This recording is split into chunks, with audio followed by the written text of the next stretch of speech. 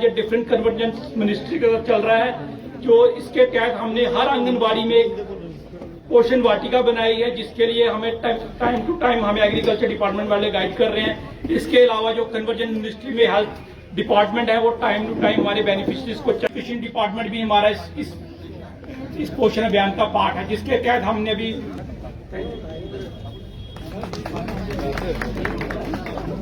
शुक्रिया सर, हमारे बीच में आ चुके हैं। Please be attentive. कृपया ओवरहेड टैंक बन रहे हैं, जिसके तहत ये सुनिश्चित कराया जा रहा है, इंश्योर कराया जा रहा है कि हर घर में हमारी माताओं बहनों का टाइम भी बचेगा, कुकिंग में उनको आसानी रहेगी। तो मैं बुला विकसित भारत को लेकर एक नई तस्वीर पेश की जा रही है और पूरे गांव वासियों को भी इसमें अवेयर किया जा रहा है। क्या देखते हैं आप भी इस गांव में पहुंचे हैं, किस प्रकार का सीन जो आपके सामने दिख रहा है, लोग कितने खुश हैं और जिसकी में कितना काम जनमानस के लिए बेहतर है? देखो, भारत सरकार और राज्य सरकार, मतलब हमारा जो फेडरल स्ट्रक्चर है उसमें भारत सरकार राज्य सरकार दोनों अपनी अपनी स्कीम्स लेकर के आती हैं और समय समय पे डिफरेंट कैंप के माध्यम से पब्लिक को उन तक पहुंचाया जाता है।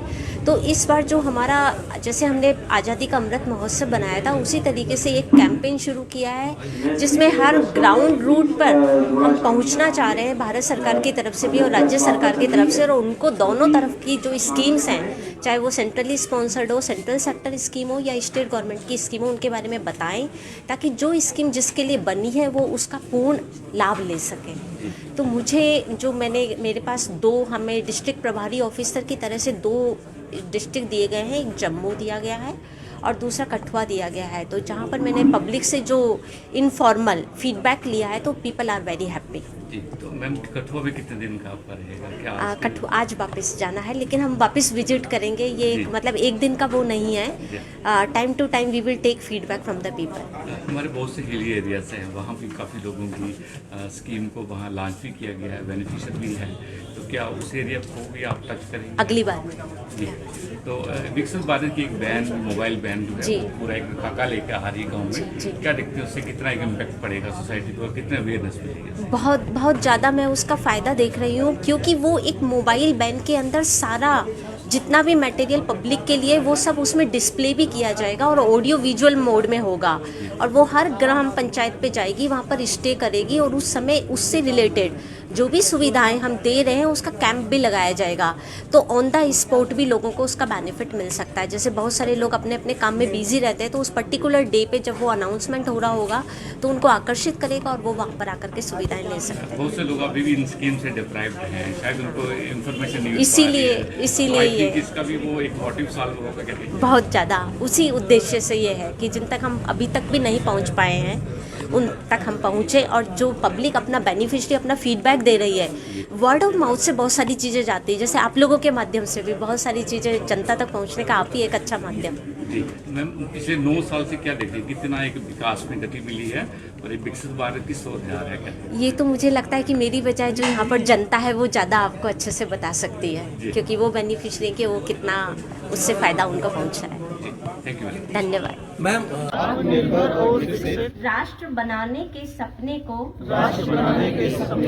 साकार करेंगे, गुलामी की मानसिकता को, भारत की एकता को सुदृढ़ करेंगे।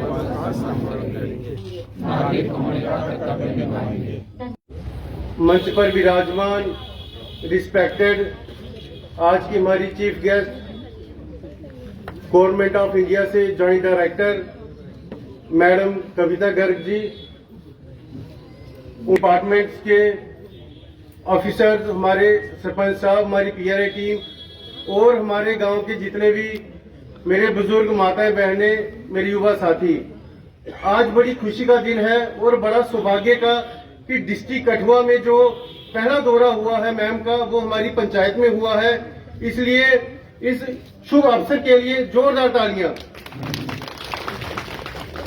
ये गवर्नमेंट की तरफ से बड़ा अच्छा एक विजिट है कि जो भी गवर्नमेंट द्वारा, सेंट्रल गवर्नमेंट द्वारा चलाई गई स्कीम्स है, क्या वो जमीनी स्तर पर इम्प्लीमेंट हो रही है कि नहीं हो रही, इसके लिए जो मैडम का विजिट है बड़ा सराहनीय है। इससे जो एडमिनिस्ट्रेशन है, लोकल डिपार्टमेंट है उनके ऊपर भी नजर रहती है कि क्या जो हम स्कीम दे रहे हैं लोगों तक पहुंच रही है, नहीं पहुंच रही, और हमें कोई ऊपर पूछने वाला भी है। इसलिए मैं हमारे आदरणीय प्रधानमंत्री जी का भी इस मंच से धन्यवाद करता हूं।